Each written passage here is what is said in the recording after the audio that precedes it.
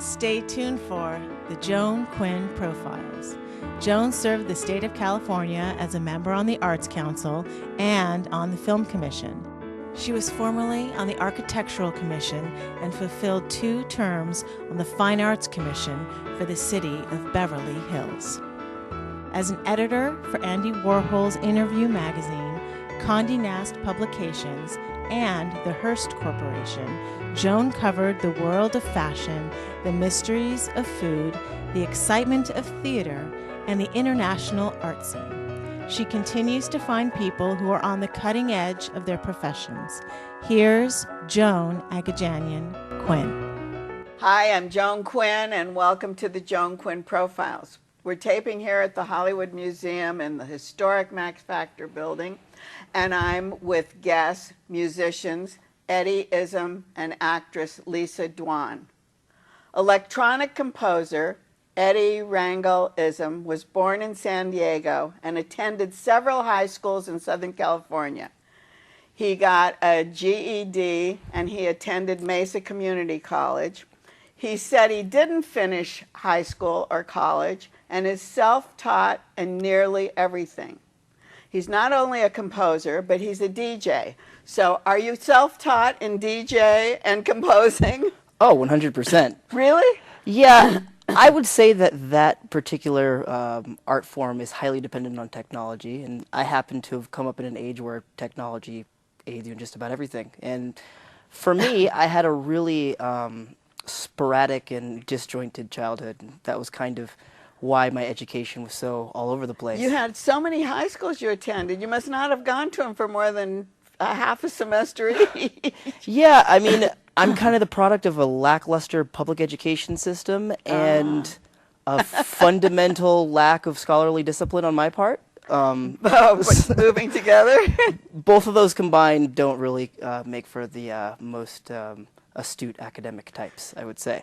So my childhood was really tumultuous. So a lot of my young life was defined by me making my own way, and the stability that I should have gotten from my parents wasn't there, so I made my way in other ways. I was the kid drawing in class. I was the kid, you know, class clown, that kind of type, you know. So translating that into adulthood in this time meant being a part of the electronic music culture. But how do you compose? Even, I mean, are you musical? Was there music in your background? There wasn't music in my background, but I always had kind of a knack for it. Do you play an instrument? I play a little bit of guitar and a little bit of keys, but I was never disciplined in either. I mean, I can hold a tune, you know. You can sing a little.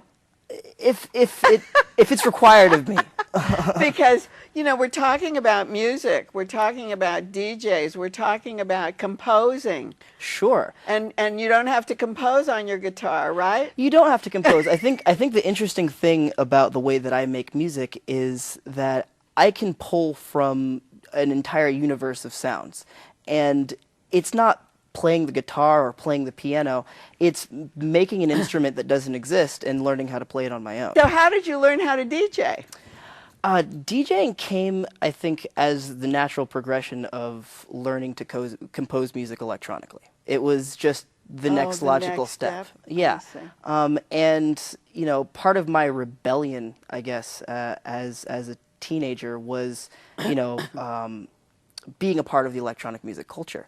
And I wasn't even sure how DJs performed. And it's funny because DJing has become to mean so many more things than it used to. Before it was, you know, a person who had devoted their lives to collecting, you know, oftentimes obscure and danceable music on vinyl that they would lug to gigs, you know, and craft a set, you know. And you had your own style, right? You had this style that people wanted you for a certain thing that you had. Sure, and it's still that way now, but missing a lot of, I think... lugging stuff with you? A lot of lugging stuff, and a lot of what it meant to really dedicate your life to be of service to the people on the dance floor, you know?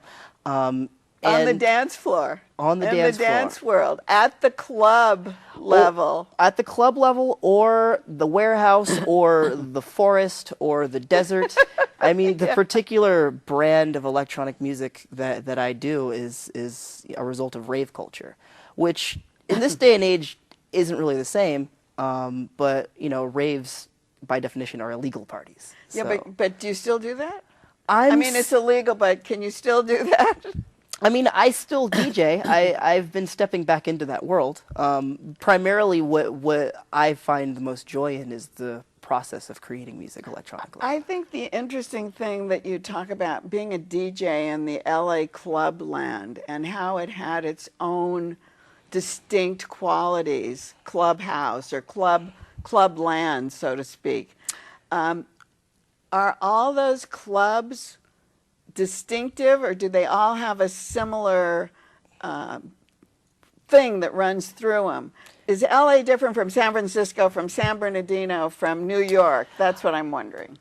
Everywhere's different, but I would say that Los Angeles club culture is more party culture, if that makes any sense. It's less about the place and more about the vibe. Oh, more the place where you are? It's less about the physical location where the music's playing and people are celebrating, and more about what that particular party represents. And that's kind of what's interesting about LA is the kind of people you get to the city, because it's a city of mostly transplants, and a city of people that want to be seen, and a city of people that are trying to establish themselves. So I would say that you get the most variety of interesting characters in Los Angeles than other places. So the club culture is a conglomeration of people coming from all over who want to be seen and who are seen.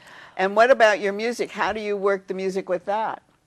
Well, as a DJ, I am a servant to the people on the dance floor. I'm there to create a mood. And it's what's kind of different nowadays is that people tend to want to follow a cult of personality. And, you know, when you have people on stage, you had rock stars back in the day who were performing and giving everything to that. You know, people worshiped them. And now we live in the day of the celebrity DJ. We live in a time... Exactly. That's the difference. You're the celebrity now in the club culture. And in my opinion, there's something off base about that. But is that why you changed your name to Izm? Or why did you change your name? The name Izm was just this weird kind of series of thoughts that I had where, you know, people either intentionally or inadvertently live their lives conforming to some kind of ism. That's what I thought, because it's like there's always an ism on the end of some word, right? Right. And, you know, everything is an ism. But if you aren't thinking about yourself or your circumstances or your surroundings and you're in the moment, you know, oftentimes on the dance floor, you're not in or subject to any ism, you know. So I spelled it differently, IZM, so that, you know, I'm technically non-conforming to the ism. Right. Okay, so we have that, and you're talking about the DJ being the big celebrity of the time, people seeing each other. There's no rock stars on the stage anymore. But you've just made an album, In Our Cages. It's a track that that belongs to an unreleased compilation of music. But there's a woman who sings, so she's like the star in a way, right? Minnie Jo, yeah, she's a wonderful vocalist and just talented person, and she, like me, is a vessel, I would say. And those were lyrics that I had written, and she performed fantastically in a way that I felt matched what I wanted to say. So where did you find her? She, funny enough, reached out to me over Facebook when I was in Mexico after an experience that I had there that was relatively public. And I had kind of Stockholm syndrome and didn't want to go back to the United States. And she was like, hey, I don't really know you all that well, but I think you should come home. And is that right? Yeah. Well, tell us, you were in jail. Oh, that was such a harrowing story, and you were in Mexico. Oh. Yeah, it was a thing. It was so well written. You wrote it so well. I think it has to be a film. Well, that's kind of the interesting thing is that particular article was not my penmanship, but it was an interview that I gave to Thump. It was given to Thump. But I also had a hand in editing it and things like that. Thump is Vice. If you know Vice as a media outlet, they're kind of a more you know, visceral, edgy news outlet. Well, tell us a little bit about that experience, because that experience has to do with Minnie, has to do with the lyrics that you wrote. Has to do with the lyrics that I wrote, and has to do with, I guess, my current trajectory as a person. Right. So in 2014, I was booked in Mexico in a town called Sayulita to play a gig at a brand new club. You were going to DJ, right? I did DJ. That part happened. DJ? Okay. Yeah. Sorry. It's okay. Near Tulum? Not near Tulum, actually. Opposite coast. I actually went back to Mexico against everyone's advice and did play in Tulum the next year. Okay. But I was booked to play there, and it was kind of like the dream gig scenario, like, oh, you know, you'll pay $2,000 and put you up in a resort and all this stuff and give you a headlining slot, and, you know, I was kind of up and coming at the time. What was the city called? Sayulita. Sayulita, okay. It's I'd say about 45 minutes south of Puerto Vallarta on the west coast of Mexico. Got it, okay. Kind of a resort Yalapa town. You were talking about too in your story too. Yeah. Which is down in that area. Okay, I got it. Yeah, have you been Yes, to Yalapa? yeah. It's an amazing place. Right. But anyway, so played a set, and you know, they put me up there at their resort and club, and one night after an event that we had done, some drunken locals kind of barged into where we were staying and, you know, caused some trouble, and we kicked them out, and they didn't really take too kindly to that and got their boss, and he came, and there was a series of arguments, and he kicked down our door armed, and we had to defend ourselves. And in the process, that man unfortunately lost his life, and the police came and arrested everybody there, and it was the start of a 6-month journey through the bowels of the Mexican justice system. Was 6 months? 6 months when all was said and done. 6 months. Did you think you were finished? Did you think you'd ever get out? It was best not to think. Is that right? Yeah, but I did manage to write quite a bit in that time, and I kind of put all of those worries and thoughts and hopes and dreams onto paper, because they were going to give me 45 years if I was convicted. It was a first-degree murder or aggravated homicide kind of thing, when, you know, we had surveillance footage. And was there a group of you together? There were 5 people that were there, and there was only me and one other gentleman who had actually been involved with the deceased, and the police just rounded up everybody and, you know, saw it as a raid and took everything there, and it was a whole thing. Well, it's a fascinating story and so interesting, and I'm so glad you got out. I'm glad I'm here too. Yeah. And will you continue writing? I mean, will you go back to DJing, or? Well, that's the interesting thing is, since the story has gotten out, and even before then, I've been approached by several Hollywood TV types. Yeah, because that's a great story. It's a great story, and I've kind of put on this cap as a writer now, and I'm, you know, trying to turn it into viable content. And it's a story that's bigger than me, that tells actually another side of the electronic music kind of culture in Los Angeles. So, that's really interesting. Well, we have to wait for your book. We have to wait for your movie, because we don't have any more time to talk, Eddie. Sure. Well, it was good to talk while we could. I'm so glad you were here. Thank you very much. Thank you. Don't go away. We have an actress coming up, Lisa Dwan.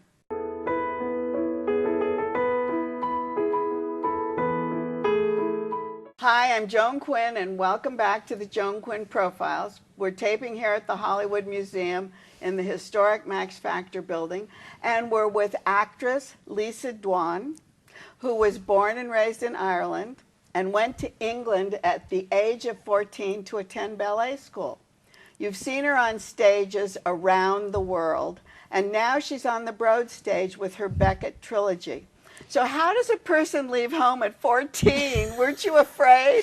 Not at all. I was so excited, actually. The opportunity of going to ballet school and getting out of traditional school. I guess I'm the youngest of 4, and all my siblings had left home at that point. Oh, so you're the baby. Did I'm your the mommy go baby. with you? No, I got a scholarship to ballet school, so I was with other ballerinas, and I was in a very kind of structured environment. So my mum thought I was probably least likely to get into trouble there. You were more watched, right? Yeah, yeah. Did you dance professionally? I did. I danced with the London Lewis Ballet Company. The London? Lewis Ballet Company. Oh, I see. And what kind of parts Repertoire. did you have? Well, I played Duchess, I played Sylvie in Balanchine, I danced Capella, I danced the Nutcracker. We were a touring company. And then when did you decide to act?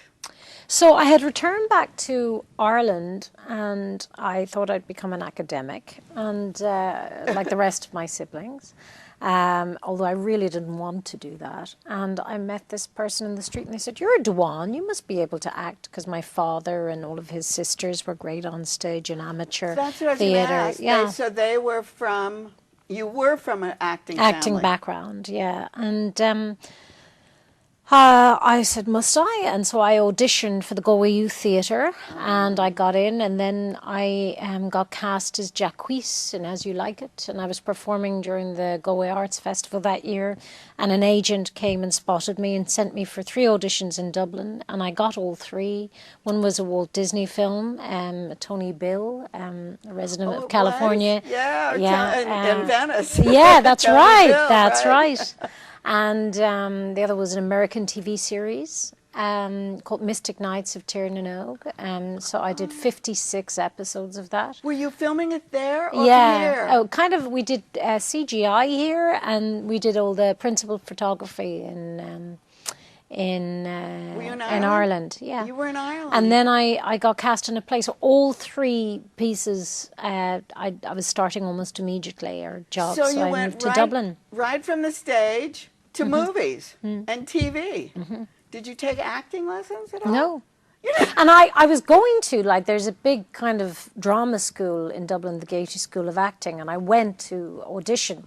And Patrick Sutton, the then principal, said, "What are you doing? You're working. Just work." Oh, so there you were. So there I was, out working. And I had all these romantic notions then of, the classics, Antigone and the stage, and I really was hankering to get back to that. And I found it very difficult to get theatre work then, and an awful lot of people said, "Well, the thing about you, Lisa, is you're a TV actress." So that categorizes you, and does it do something with your head? Well, it just meant that I had to leave the country to try and find other opportunities. So I moved to London, and that's when I got cast in the first Beckett play. So that was the first Beckett play. You did some of the classics then in Ireland. You did TV. You did movies, and here you're cast in London in the first Beckett play. That's right. Which must have put a fishhook in you, yeah, and kept you the rest of your time. Absolutely, that's exactly what happened. And why Beckett? Well, I'm a blonde-haired, blue-eyed actress, and here is writing of such intense poetic truth. It's an extraordinary landscape. His creatures are not really characters, they're limitless. And he provides this stunning landscape where you forget your body, where you forget these confines. You break out all these shackles of expectations of what society says you can and can't be. And you get an opportunity to be a slice of the universe. And that expansive landscape is so spoiling, is so extraordinary, and so intoxicating. It's very hard to get back into your box after that. And then how do you compare Beckett with the other writers of his time? Which writers in particular? I don't know. Who was writing with him at that time? Extraordinary. Well, Joyce was writing. I mean, he learned Joyce? everything That's from your Joyce. Irish background, right? It's certainly my Irish background, and I guess I've always been a fan of the modernists, and definitely that's a school that I really adore, where some of the roots are kind of rooted in ancient Greece. And I suppose what Beckett did is that he took all of that knowledge, he took all of that modernity and the foundation stones of that, and he stripped everything unnecessary away. And I find the potency that's left really intoxicating. I use that word a lot, but I guess it really does summarize Beckett in that he takes an almost homeopathic approach to language, where he distills and pares away everything that's unnecessary, and what you're left is this really potent, intoxicating essence. And I feel Beckett is understandable. To me, he's understandable. I believe so. I think Joyce is not understandable to me. I think you're right. I think Joyce appeals to a lot of people. He's an extraordinary writer. He also, has the same kind of poeticism and musicality. That's definitely there as well. However, he really, you do need to. You need to know your stuff when you come to Joyce. He appeals to those of the upper echelons of intelligentsia. Oh, maybe that's whereas why. Beckett was writing for the crones of society, those who fall through the cracks. Right, and maybe. He appeals to all as a result. There's a universality with Beckett that isn't there with. Maybe that's why. That's why I say it's easier to understand. Is it hard to perform? I think he is extremely difficult, but not in the way you would think. One of the gorgeous things about Beckett, and the most persuasive things about Beckett, is that he is working towards a kind of truth where he sniffs out verbosity. He makes fun and parodies an over-intellectualization of his work. He makes people who are untruthful or sentimental look like gangsters. Yeah. And he gives you a very, very thin framework to work in. So you've performed this all around the world. New York, Ireland. Hong Kong, Perth, Paris, Berlin, So Dublin. the trilogy. Tell us. Not I, Rockabye, and Footfalls. Okay, tell us what Not I is about. Okay, well, that's a very big question. But among many things, I guess you could say Not I is a representation of thought. Of thought? Thought, and how the mind works. And Rockabye? It's just a disembodied pair of lips on stage. That's I know, I'm going to go back to that, but I want to get the three because we won't be able to... Footfalls, which is the next, is among many things. It's not just one thing with Beckett, as you know, but it is a meditation on conflict, on oppression, on trauma, on a kind of celebration of the power of the imagination. Rockabye is someone being lulled to death by memory and her own loneliness. That's very heavy. Pretty heavy. That's pretty heavy. Yeah. The other one, Not I, is even heavier to me. To see the way you get ready and put yourself on stage. Tell us about it, because it's amazing. You only see your lips, and I'm staring at your teeth, because the teeth are very important, aren't they? I guess so. I mean, what's beautiful about Beckett and very liberating for any particularly young woman out there is that you can let go of all vanity. There's no vanity. You're a kind of creature. You're a kind of animal, and that's just so liberating when you think about what we're subjected to day in and day out. So what I have is black makeup from here to my chin. Black makeup, like really black. Like I use a kind of eyeliner, and then I put a dark powder on top of that. It destroys your skin, so really no vanity. And then I put on an eye mask like you'd wear on an airplane, and then a pair of tights over my head with just a hole. And then I'm guided up 5 steps into a platform, because the lips have to be 8 foot above the stage, so the human mind in the audience can't link it to a tall person, so you get further a sense of that disembodied So you're just mouth. two lips on Two a lips black on stage. So my head goes through a head harness in order for my mouth to stay in the light that just lights the lips. The monologue, it's required to be spoken at the speed of thought, and in order to push this tricksy, fragmented, violent narrative out of my diaphragm, my whole body gyrates or vibrates, so it's necessary that my head is tied into a head harness and my arms are put into brackets. So you're tied down. So my head goes into this head harness, then 2 straps come across and lock my head into this piece of wood. So is it a piece of wood like this cut out? Yeah. It's like a yeah. cutout for like your you head. might see at a fun fair or something. Yeah. And then my arms are placed into these metal brackets so they don't move. And I stand straddled, and then I get a tap to go, and I fire through the monologue at the speed of thought. At the speed of thought, how long? 13, well, 14 minutes? No, I do it in about 8.5 minutes. 8.5 minutes. But many people have played this role. Not that many. Who did we have? Billy Whitelaw. Billy Whitelaw. And who else did we have? Jessica Tandy did it first in 1971 in New York. Did they all go through the same thing that you did? Harness, blackout? Billy, yes. Billy sat on a dentist chair. And that was in what, 1973 she Two. did it? 72, okay. And Oh, she Beckett sat in a directed her dentist with her chair. head tied into a harness. But it really damaged her neck, and she went through. Did she help you? She did. She was my mentor. Yeah.